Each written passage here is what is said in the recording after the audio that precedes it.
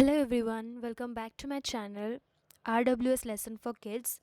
So today I'll be teaching you class 12 ISC EVS chapter 1 human beings and nature.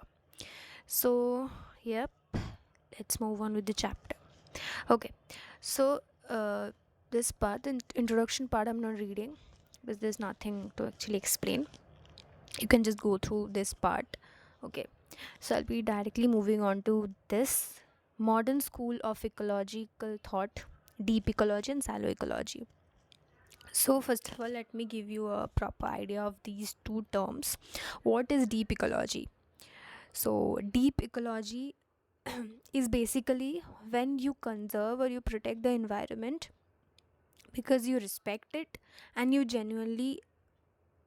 like you genuinely respect each and every uh, living organism and everything present in this earth or in this environment, and that is the reason you are actually trying to conserve the environment or trying to protect the environment from any damage. Okay, but in the case of shallow ecology, you're trying to protect the environment because it's important for humans. Okay, we humans need, like for example, we are conserving the tree because it provides us oxygen. Okay, so and many other things are there too. So here there is a selfish motive behind protecting this environment. Okay, so this is the basic thing of these two. Now we'll read and we'll understand the things. Okay, and this is a one shot video, so I don't expect you to like uh, go through this video for a detailed explanation. Okay, this is just a revision video kind of. Okay, so use this video while you're revising the chapter or getting an overview of this chapter. Okay, so let's read. Deep ecology is a modern ecological thought that recognizes the value of every living organism, okay, irrespective of its utility to men. Okay, as I told, we genuinely respect and love each and living organism present in this earth or this environment, and hence we are we will conserve it. Okay, so the line is here, irrespective of its utility to men. Okay, there's a definition you can write, and then let's move on to this part. Yes, deep ecology's core principle is that the living environment as a whole should be respected. So this is the core principle. Can underline this: the living environment as a whole should be respected. Now the next thing, this is very important thing, you must see this properly. It's called deep because it regard itself as looking more deeply into the actual reality of humanity's relationship with the natural world. Okay, so it basically says that this term is deep. Why this term is deep ecology, like why the word deep is used here? Because it explains that the each and every living organism in this earth, okay, including the humans, are connected, interconnected with one another. Okay, so in this is the reason we should conserve and we should protect this whole environment. Okay, now proponents of deep ecology believe that the world does not exist as a resource to be freely exploited by humans. Okay, now let's move on to this. The ethics of deep ecology hold that a whole system, means this whole environment, is superior to any of its parts. Okay, means every living organism or everything in this environment is superior to any of its part. Okay, there is like, it's not like the human beings are the most superior and other things are not. Okay, so everything is superior to any of its part. The first point, I'll just go through this point, and I think these points are really easy to understand. So yeah, The well-being of human and non-human life on earth has an intrinsic value in itself. The value of the non-human life does not depend on its usefulness to man. This means that every living organism has their value and their right to live in this environment, okay? And the non-human life does not depend on the usefulness of man, okay? If it's useful to men, then it's have the right to live, and if it's not, it doesn't have the right to live. It's not like that. Each and everything, whether it's human or non-human life, everything have their right to live, means the intrinsic value, okay? Second point, the intrinsic value tends to increase with the increase in biodiversity. This means as the biodiversity increases, okay, there are several numbers of unique creatures, okay, and as this number increases, okay, so the balance in this environment increases, hence the intrinsic value increases. Number 3, humans have no right to reduce this richness and diversity except to satisfy vital human needs. Okay, so obviously we're gonna use the things of this nature, but only to satisfy the vital human needs, okay, not to exploit it for everything, okay, for anything, like, okay, so this is the thing. Number 4, the flourishing of non-human life requires a decrease of the human population. The decrease in population will also enhance the quality of life for humans, okay, this is quite easy to understand, okay. At present, human interference with the non-human world is excessive, okay, this much must be reduced. Number 6, policies must be changed in the field of economics, technology, and ideology to bring about a change, okay. This means, like, whether it's any party, okay, ruling a particular state or something, they must also include, or they must also consider the environmental factors, okay, so that the environment is not exploited, okay, in the development process. Seventh, the ideological change is mainly that of appreciating life quality rather than increasing the standard of living. So here basically it says that we must understand the difference between our need and our wants, okay, and we must always prioritize to our needs, okay, and we must fulfill the needs first. The eighth point, those who believe in deep ecology must try to bring about this change, obviously. The above principles can be refined down into three simple propositions: wilderness preservation, control of human population, and subscribe to simple living so that environmental damage is minimized. Here, the wilderness preservation means protecting some of the areas, okay, like for example, the Amazon forest, okay, it's protected, right? It's protected from any of the human interactions. That's the thing. Next, silo ecology. Like deep ecology is mainly concerned with protecting the environment, the term silo ecology was again coined by Nace. However, unlike deep ecology, it does not believe in saving the environment for its innate value, okay, but for its usefulness to men. For example, it believes in conserving the forest as trees gives us oxygen or the tourists enjoy the scenery. There is a selfish motive behind all conservation action. The shallow ecologists do wish to save the world, but only for man's own needs. Okay, so this is all about. Now let's move on to the stewardship of land. Here, the stewardship of land, meaning the production of the natural resources. Okay, Here the name is stewardship of land. That doesn't mean only the protection of land, but like in this sense it's the earth's natural resources. Okay, so let's read.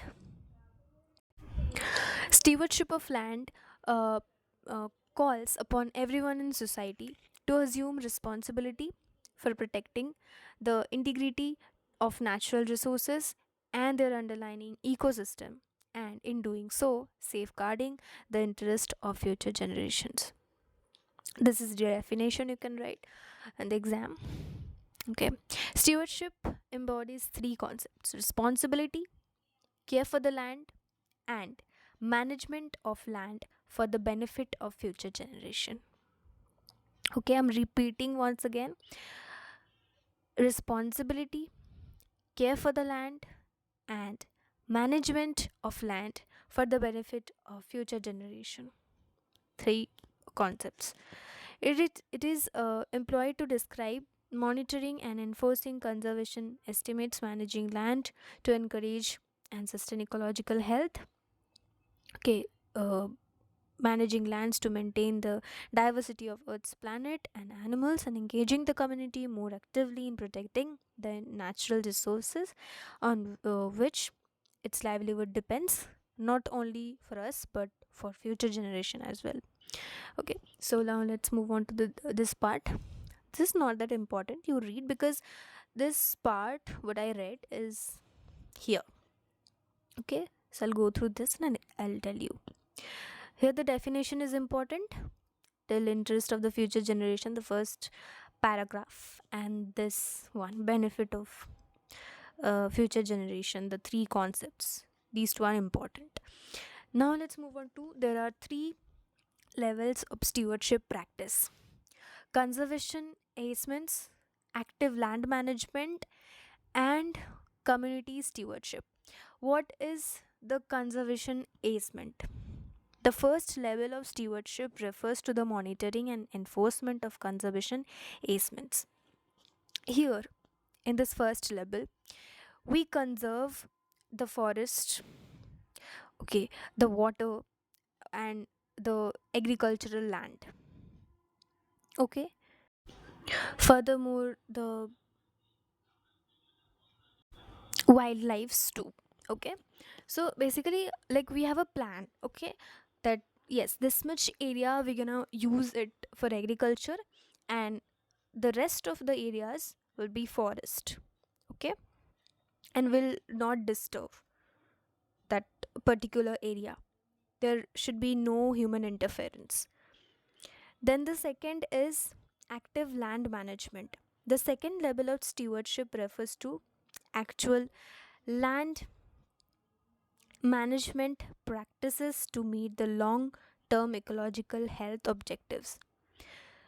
This means, like, we must protect the land from the erosion, and then using the scientific methods in the agriculture, means like for irrigation and using the natural fertilizers, all this. Okay. And the third is community stewardship.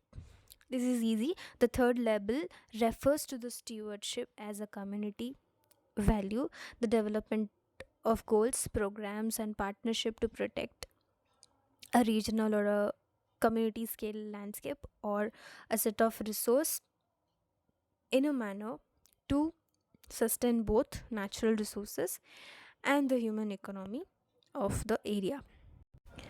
This means to actually build a community.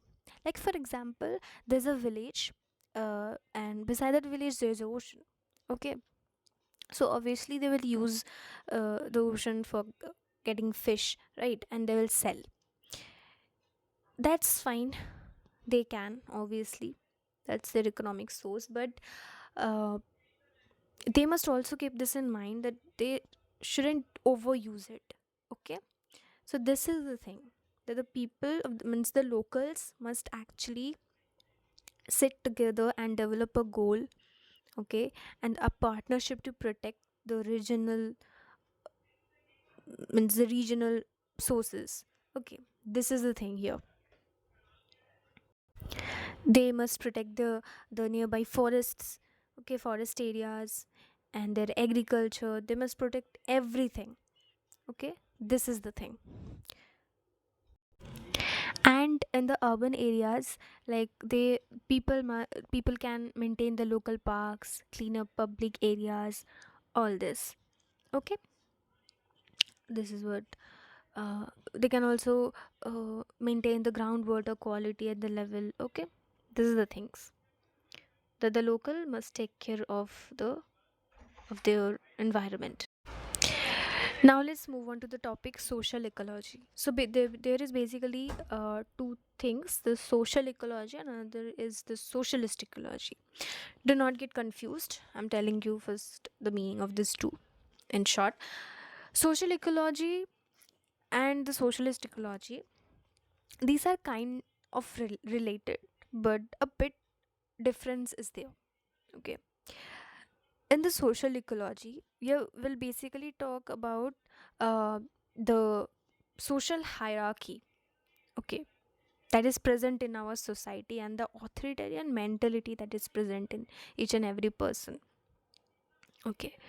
And because of this mentality of this hierarchical distribution, the a, a person is actually dominating another person, and because of this mentality, the we humans are dominating the nature the same way as we're doing with other persons, okay. This is the thing. So if there will be a community or like a society where there is no such kind of hierarchical distribution, okay, or economic classes, we can stay more, we can live a more better life, okay, as a community also, and the environment will also be protected, because this mentality need to be changed. Social ecology talks about it, and the socialist ecology says it basically says about a political ideology that must be changed, okay. The socialist ecology says that the uh, capitalism is responsible for this environmental damage, and if we choose for the socialism, the problem will be solved, because in the capitalism there are two groups, like the owner of the land and the labor, okay. So the owner is exploiting the labor, right? So the same way environment is exploited by humans, okay. So if we change this ideology or the political system of a particular place, and if we move on to the socialism, you go for socialism, then this particular damages, the environmental damages, can be changed. Now let's read. So don't forget the difference, it's kind of related but a bit difference is present, okay. Social ecology is all about the hierarchical organization. There is no ideological difference present here, but in the sociological in the socialist ecology, there's a ideology based, okay. It's ideology based. This is the main difference. So let's read. uh, this is the definition. Social ecology is defined as the science of the relationship between human population and the communities and their environments. Okay, this is the definition, don't forget. It claims that the environmental crisis is a result of the hierarchical organization of power and the authoritarian mentality rooted in the structure of our society. Okay, next, the domination of nature by men stems from the very real domination of human by human. Now, this problem can be solved by creating a society without hierarchical structure or economic classes. And in the place of these kind of structure, we can choose for a egalitarian society based on mutual aid, caring, and communitarian values. Okay? People in this new society would appreciate that the interests of the collective are inseparable from those of each individual. Fine. Now, the core principle of social ecology is that ecological problems arise from deep seated social problems. Okay? And the ecological problems can't be understood, much less resolved, without facing social issues. Okay, so this is the core principle is important, and the underlying things are important, which I just did. You can see. Okay. Anthropocentrism places human at the top of a species hierarchy with the premise that the world was made for men. Okay, so there is a group, anthropocentrism, which believes that humans are the superior one, and for human use, the nature is made. And though humans are going to use everything of this, basically, the humans can exploit everything. Okay, this is a ideology or the belief of a group, and the opposing principle, biocentricity, claims that all beings have equal intrinsic value, whether it's uh, human or different things. Okay, everything that's present in this environment is important equally. Now, social ecology integrates first the biotic nature with the second, human nature. Human society and non human nature are connected in one evolutionary flow. This is important. Now, social ecologists believe that things like racism, sexism, okay, and third world exploitation are products of the same mechanism which compel us to exploit our natural resources. Ecology shows us that nature can provide us with ethical guiding principles. A flourishing ecosystem maximizes diversity and interaction and minimizes hierarchy and domination. Okay, reach individuality and complex interrelationship of the parts. Okay, this is the thing. The good of the whole is achieved through this, the reach individuality and uh, indivi- eh, complex interrelationship of the parts. There should be a society based on ecological principle. The social ecology says that there must be a society based on ecological principles and organic unity in diversity, free of hierarchy, and based on mutual respect for the interrelationship of all aspect of life. Important thing, I'm reading once again.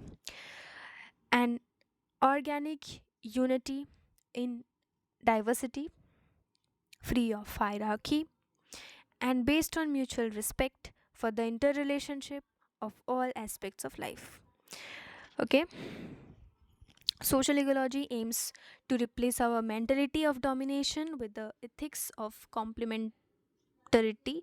Such ethics would help to create a fuller, richer world for all beings. Okay, so this is not that much important.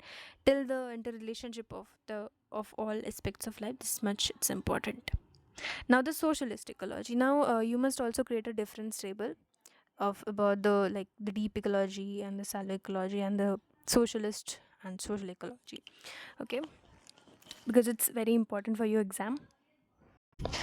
Now, socialist ecology, as I told you, it demands for a ideological change from capitalism to socialism. Okay, eco-socialist believe that capitalism is the root cause of troubles such as poverty, social exclusion, war, and environmental damage. I'm repeating: poverty, social exclusion, war, and environmental degradation. Eco socialists feel that capitalism must be removed. Why? Because it's a reason for the environmental degradation. Common ownership of means of production should be encouraged. This would eradicate all forms of inequalities such as gender inequality and racism. Okay, and they believe that capitalist expansion makes the ecosystem vulnerable to pollution, habitat destruction, okay, resource depletion, and is responsible for the miseries of the majority population as they are reduced to landless laborers. So here it states that if this capitalism is removed, the the all kind of inequalities like the gender inequality, the racism, and everything, the people who are the laborers, okay, the kind they're exploited, okay, these all will be removed, all these problems will be removed, okay, and there must be a common ownership of means of production. Okay, the eco socialist advocate the restoration of common land in which the local people would control the resources. I'm repeating it once again. The eco socialist advocate the restoration of common land in which the local people would control the resources. Now let's move on to the Marxist environmentalism. Marx considered the environment to be a medium for human labor. He considered man to be superior, okay, to nature and felt that it was to be used by men for his needs. Although man is only a part of nature, he said that the destiny of nature is shaped by man's labor. Okay, so he considered man as the superior and the nature is made for men to use. Okay, and the destiny of this nature means the future is like is shaped by man's labor. Okay, now let's move on to this. Okay, Marx predicted that in long run human beings would influence nature and in turn be influenced by it. In the ultimate stage of communism, nature would be humanized to the greatest possible extent.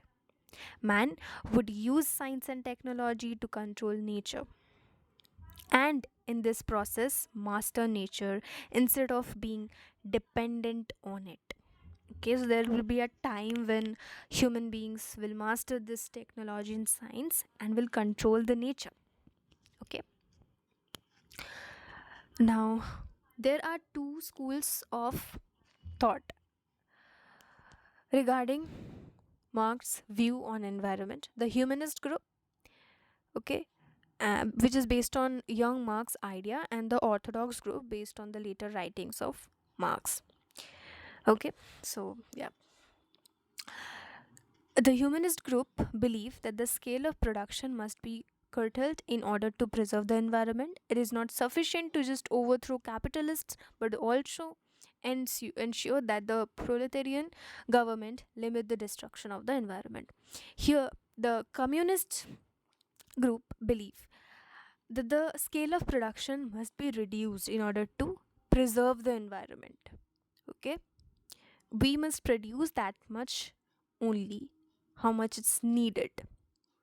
Okay, and furthermore, removing the capitalist is not enough. We must also ensure that the proletarian government or the proletarians without any limitations, they must not destroy this environment. Okay, they must also keep in mind that the environment is important, and we must protect it from overuse or exploitation. Okay. And the Orthodox group believes that science and technology must be promoted to control nature. Okay, here, uh, though through this we can attain knowledge about nature and be able to save it and its inhabitants. Here, Orthodox group believes that we don't have to reduce the production. Okay, we can master science and technology so that we can use this nature and get everything from it without damaging it. Okay, so when we'll master this technology and science, we'll be able to save it. Okay, we'll gain knowledge and we'll master this nature, and then we don't have to limit our actions. Okay, this is the belief of the Orthodox group. So the humanist group believes that we must stay in control and we must reduce the production. And the opposite is the Orthodox group, which believe that there is no need of reducing the production. Instead, we can gain knowledge about science and technology through which we'll master the nature. Okay, this is the thing. Now, what is ecofeminism? It means here the ecosystem or the environment is actually connected with the females. Okay, and it's shown how actually the females and the environment are related, and also they are treated the same way. Like, in short, let me explain, then I'll move on with the text. Like, for example, in a patriarchal society, the females are not valued much. Even though all men's, okay, and everyone present in that family is actually dependent on that woman who is working for them. Still, that woman, or that you can say, or the mother, okay, is not respected. Okay, women are not respected there. They are undervalued too. Okay, so this is the thing. Like, the same way humans are exploiting the nature. Okay, they are getting everything from this nature, but they are forgetting that they must also conserve and protect this nature. They must also conserve this beauty of this nature, and also they must conserve the species, the other living organism. Okay, which is the reason for this beautiful world. Okay, they must also conserve all these things. They're just using it for their own needs, but they're forgetting to conserve it for maintaining the ecological balance, right? This is the thing. And also one more example that is given here, that in the rural area, for example, some of the uneducated women, okay, they use the nature to earn money. Okay, for example, there's a woman who is not much educated. Okay, so she basically uh, works in the field.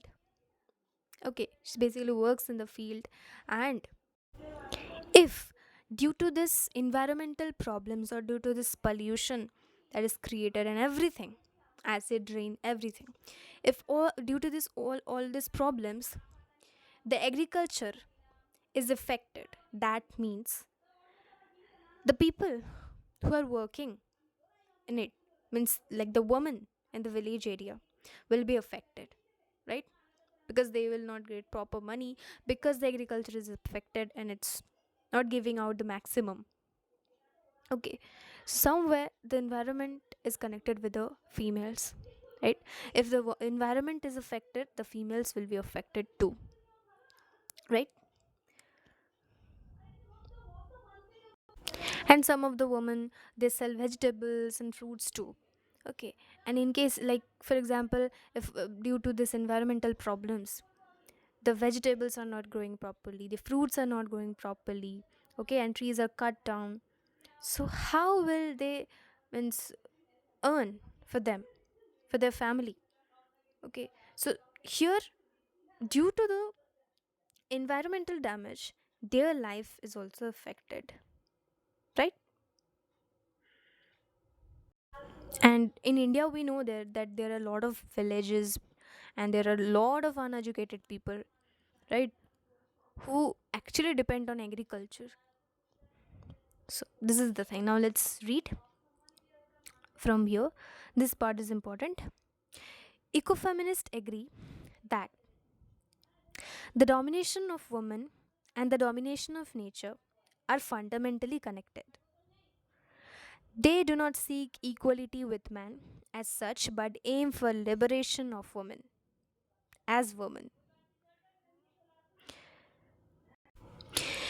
Ecofeminism believes that patriarchal society is built on four pillars, four interlocking pillars. Remember it, okay? Sexism, racism, class exploitation, and environmental destruction. I'm reading it once again. Sexism, racism, class exploitation, and environmental destruction. Okay? The four interlocking pillars of patriarchal society.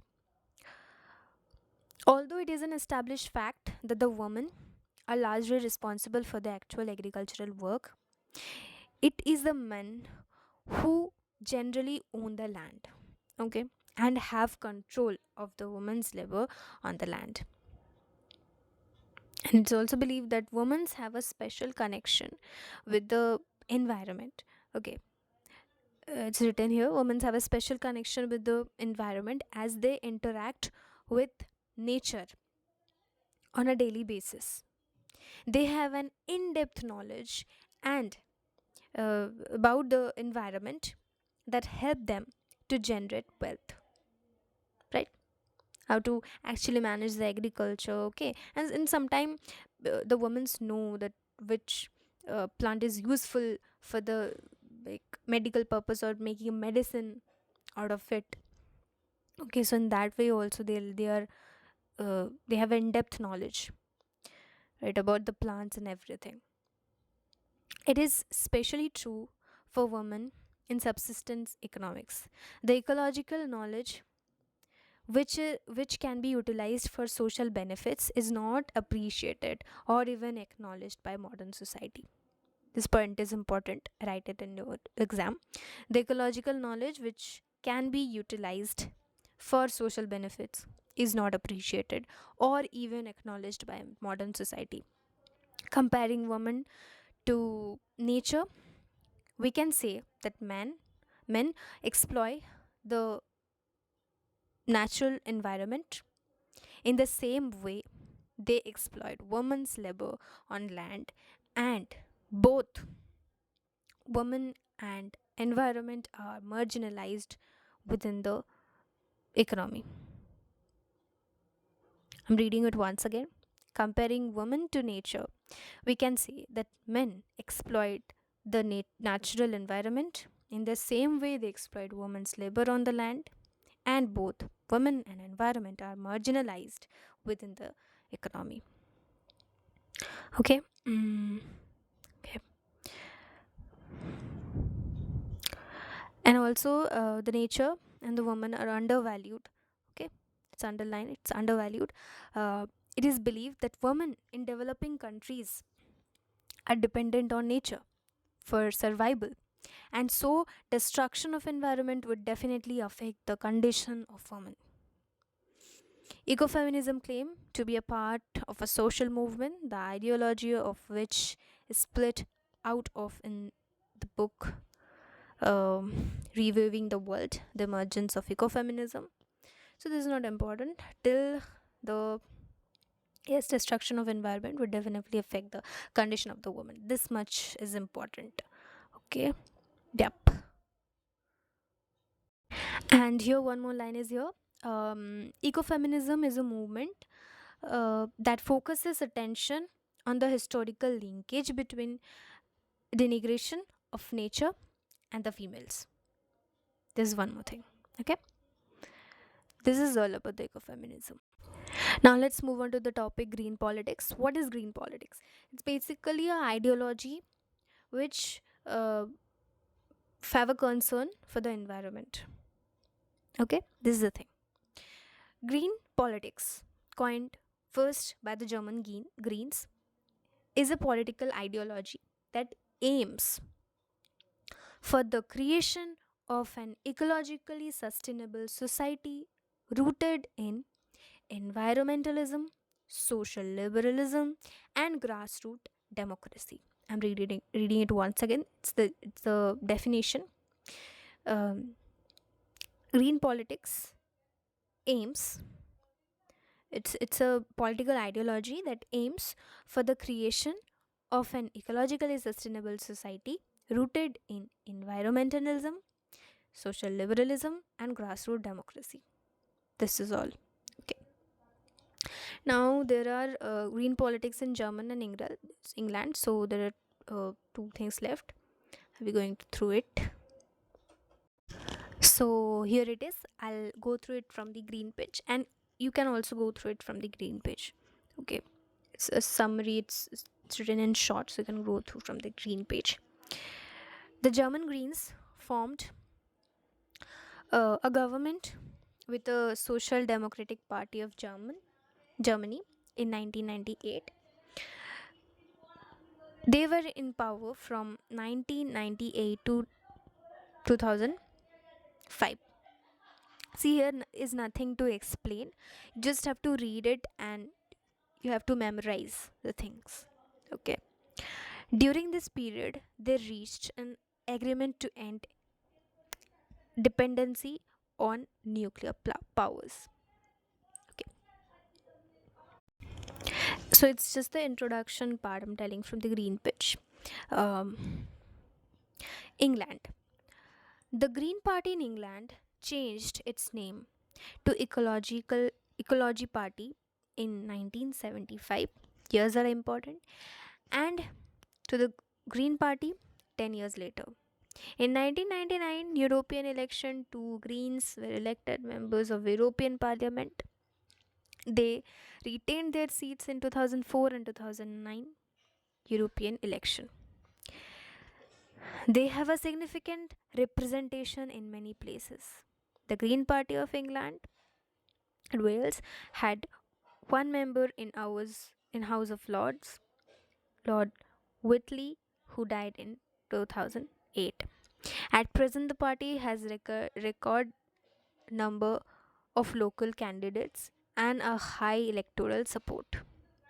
Okay, this is important. You can leave the third point.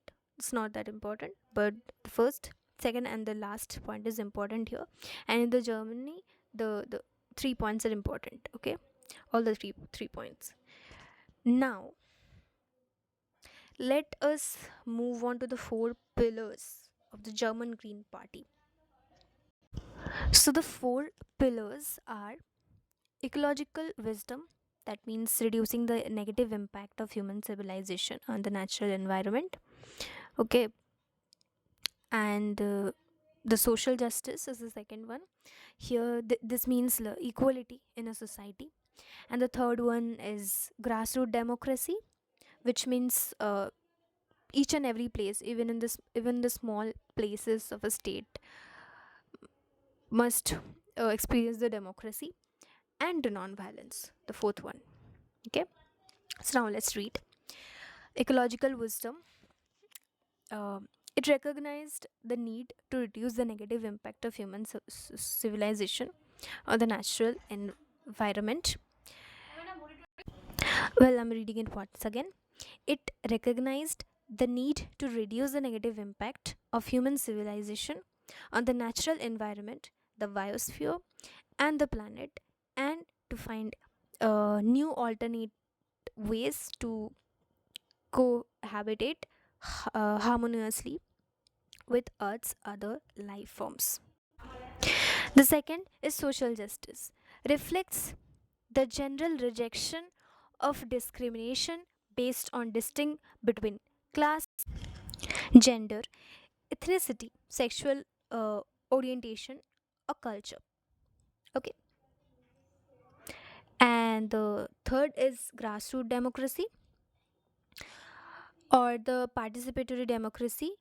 is embraced by Greens as the only reliable governance model for achieving social change. Then comes the fourth is nonviolence, reflects the Green movement's policy of rejecting violence as a means of overcoming its opponents. Now, England. This first part is important. The Green Party of England and Wales promotes the policies of ecological sustainability, a fairer, more stable economy, a more equal society, a higher standard of democracy and accountability of politicians to the communities that serve sorry to the communities they serve, and social justice on the global level as well as in their own country. Okay, I'm reading it once again. The Green Party of England and Wales promotes the policies of ecological sustainability, a fairer, more stable economy, a more equal society, a higher standard of democracy, and accountability of politicians to the communities they serve, and social justice on the global level as well as in their own country. Do you understand? Here it means that the society must be ecologically sustainable. There must be a stable economy, okay, and equality among the people, and higher standard of democracy, okay, and accountability of politicians. It means that the politicians will be responsible for all its decision, and the communities who are actually ruled, okay, means the communities they serve can question them for their policies and rules. Okay, there must be social justice on the global level as well as in their own country. Okay, now the core principles of green politics, important, okay, very important.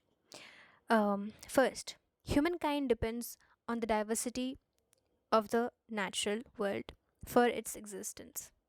Second, the earth's physical resources are finite. Third, every person in this and future generation should be entitled to basic material security. Then, fourth, all actions should take into account the well being of other nations, other species, and future generations. A healthy society is based on voluntary cooperation between empowered individuals in a democratic society free from discrimination. Okay, this means there must be no discrimination. Okay, and the fourth point is basically considering the the whole environment or the whole universe. Okay, like we must also think about the other nations, other species, and also about the future generation before uh, applying any policy. Okay, now here green politics um, emphasis on democratic participation and accountability by ensuring that decisions are taken at the closest practical level to those affected by them. Okay, next is non-violent solution to conflict situations, and next is the success of a society cannot be measured by a narrow economic indicator but should take account of factors affecting the quality of life for all people: personal freedoms, social equity, health, happiness, human fulfillment. So we must only not care this economic factor.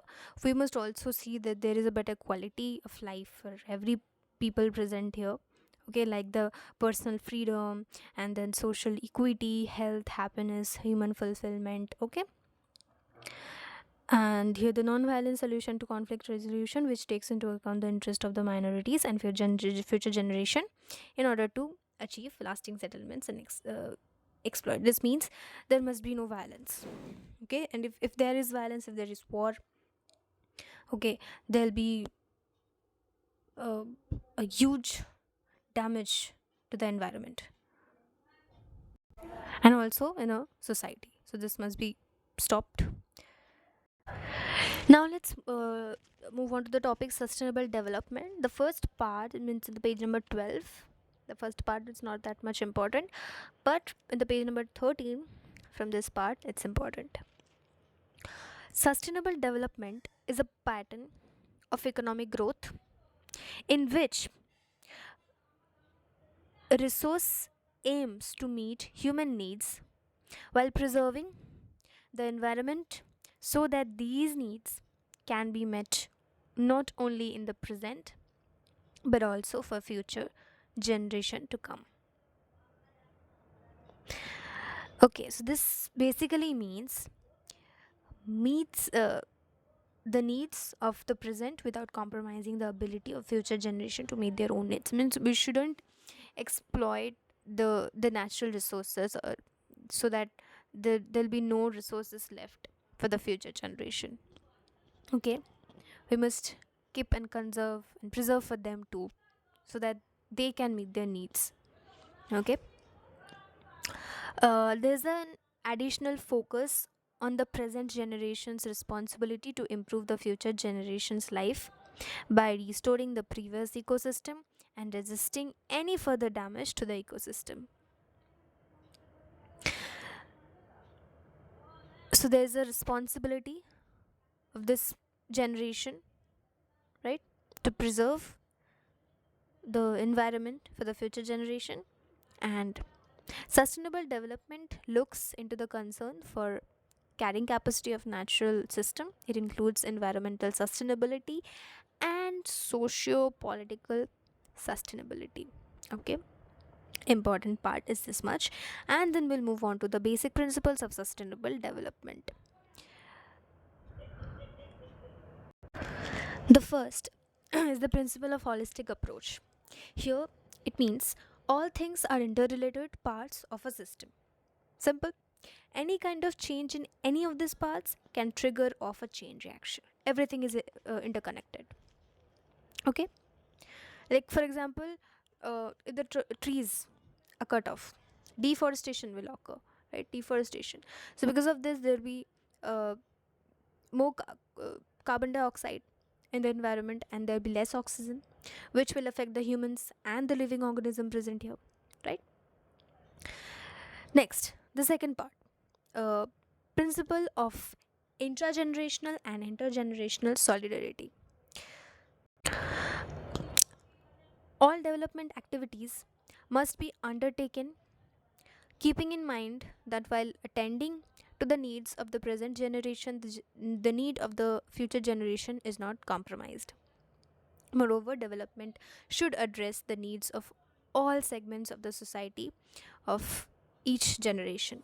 Here, intra-generational means the people of your generation, and intergenerational means the people of the next generation. Okay, and the first is your own generation. The inter means the next generation, means your child or something. Okay, so they must keep in mind this. Okay, that they shouldn't exploit this natural resources, and they must also keep those conserved or preserved for the future generation. Okay,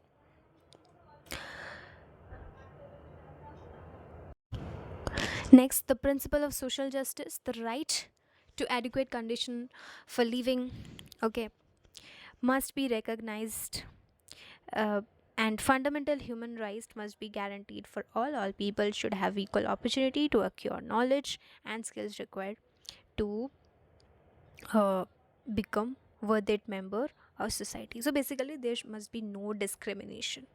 Okay, everyone have the equal opportunity of everything. education, work, employment, okay, learning skills, everything, and also adequate conditions for living.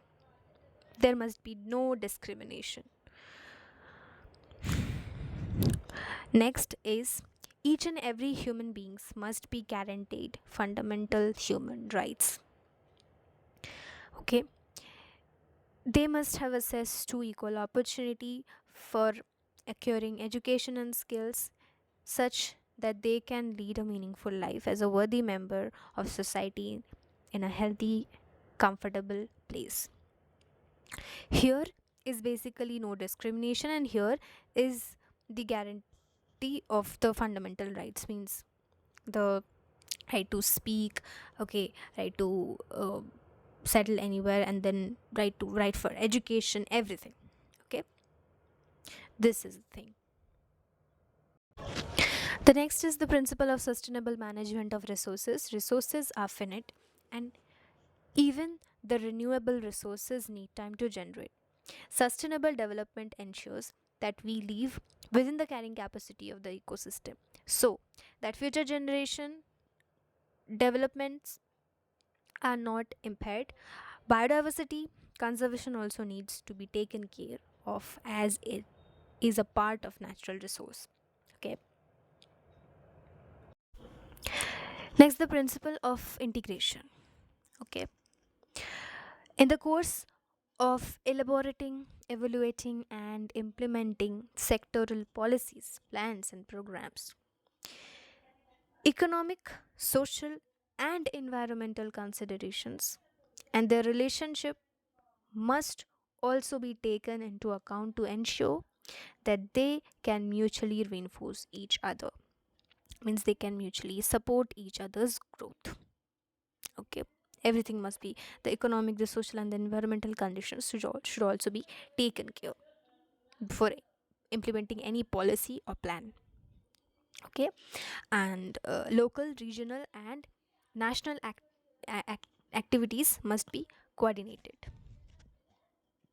Next, the principle of utilizing local resources. Efforts should be made to supply the needs of communities on a local level from local resources. Local features and diversity should be preserved.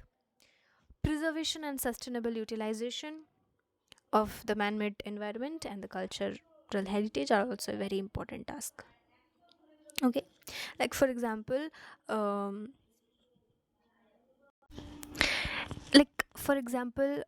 we can use the forest area of a place, like for example, there's a village which has a huge forest area.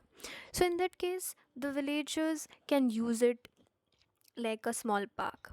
Okay, they can make it like a small park, and they can use it, everybody can use it, so that people will not go far away, okay, for experiencing a park. Okay, and like one more example is, if there is a temple present, okay, they can use it like a community hall. Any function or anything that will take place, okay, they can use the temple in that case like a hall. Fine, instead of building their industry or something.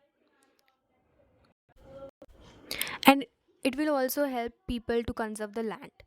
Okay, because when they will use the temple as a community hall, there will be no need for building another room or another building for that purpose, for a community purpose. Okay, so land will be conserved, right? One more example is using up the sun rays. If there's a sun ray in your area and it stays for a lot of time, okay, you can use solar panels to generate electricity. And if there is a constant wind blowing in your area, you can use the windmills, right? All these things. Next comes the principle of um, yes, public participation. Public participation is uh, public participation in decision making should be strengthened. Every person must have access to information regarding any kind of decision that is likely to have social, environmental, or economic implication. Okay, next, the principle of social responsibility. Uh, to attain sustainable development and to ensure better quality of life possible, unsustainable patterns of production and consumption must be changed. Both private and public sector must tackle businesses keeping in mind the importance of social responsibility, without which development would be unsustainable. See, because if there is uh, overproduction, means there the natural resources will be used up more, right? And which can create climate change, loss of biodiversity, and pollution. Okay, so all these things must be kept in mind. The next is the principle of precaution and prevention. Now, here for precaution, remember a line: better safe than sorry. And for prevention, the line: stop it before it happens. Remember this too, and it will be done. I'll be explaining obviously. So, precaution here means taking care of certain environmental issues, certain environmental things that can cause problem, which is not scientifically proven. Important, which is not scientifically proven yet, but we think that, yeah, it may cause problem. So in that case, we must have a solution too, and that solution is known as precaution. Like for example, uh, well, before giving the example, the prevention is a bit different. Taking action for the problems that can arise, we know, and that is scientifically proven, right? And in order to uh, control that damage, but that particular environmental damage, we are taking some actions or steps, or finding a solution, and that solution is known as prevention. Okay, now let me give you the example of precaution and prevention. Precaution, like for example, take the example of, yeah, radiation. Okay, the radiation that comes from our mobile phones, it's like it's said that it causes brain cancer, right? But still it's not scientifically proven. Okay, it's not proven. It's still like they're researching about it, whether it's true or it's not. Okay, but for this, a solution is already out, right? There are many gadgets available which we use in our phones to actually reduce that radiation, which can harm, or which maybe it's harming our brain. Okay, so this is known as precaution, and prevention is uh, reducing the deforestation and promoting the reforestation. We know that this is proven and this is very harmful for the environment. Okay, if trees will, like, there be no trees in our environment, then obviously there will be less oxygen for us to breathe, and there will be more carbon dioxide, because people will still pollute this environment, right? So yeah, I'm not going through this, you can just read if you want. The last one, I guess it's, yeah, the last one is the polluters pay principle. Price must reflect the real cost paid by the society for activities involved in consuming and producing, as well as for their impacts, including the cost of using natural resources. Okay, so we must pay for the environment. Okay, things that we are taking from the environment, we must pay for it. It's not free. Nothing is free. Okay, you can learn this in the Barry Commoner. There's a thinker, page number 15. There's a Barry Commoner's law of ecology. There is a point that there is no such thing as a free lunch. There's nothing free. Okay,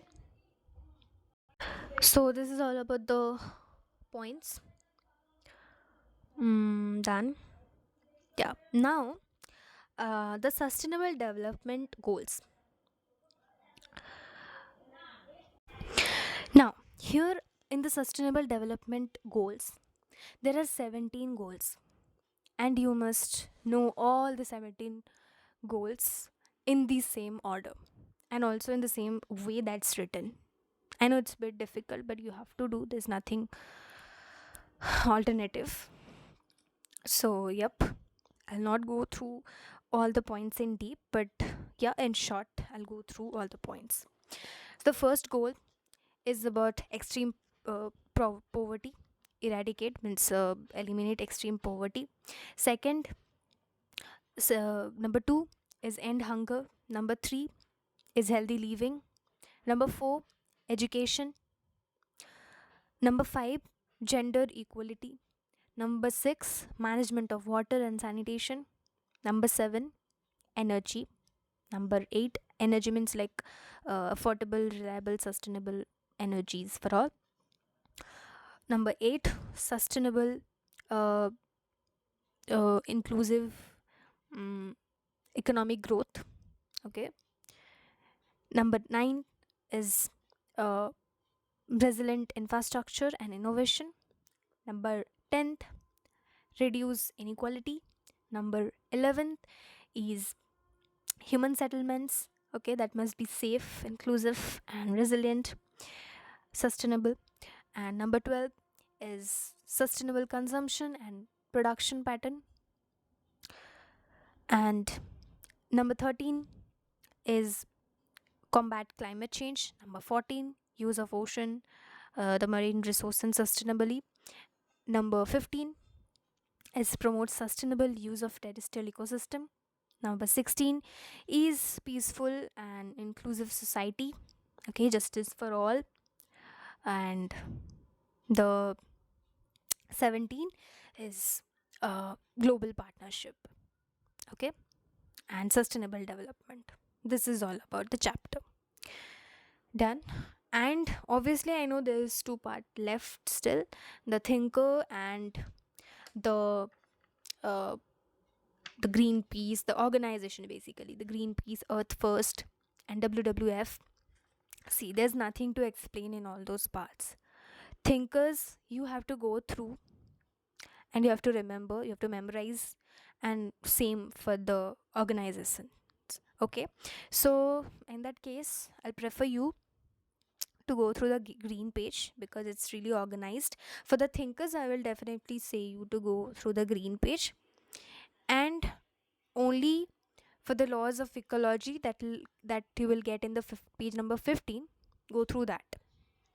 Okay, and other two thinkers, go through the green page, that's enough.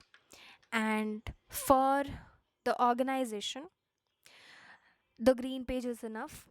Okay, Earth First, and then Greenpeace, uh, world wide fund for nature, each and everything are written in the green page. Go through the green page in case if you're feeling difficulty in reading these and you're feeling like it's so horrible, so go through the green page. Okay, means the chapter at a glance. That is, I'm basically talking about the green page. So that's all about the chapter. Thank you. Keep learning, and obviously I'll be uploading the second chapter soon. So yeah, bye. And one more thing, that is, do not forget to like, share, and subscribe this channel if you like my videos and my explanation. Yeah, so thank you.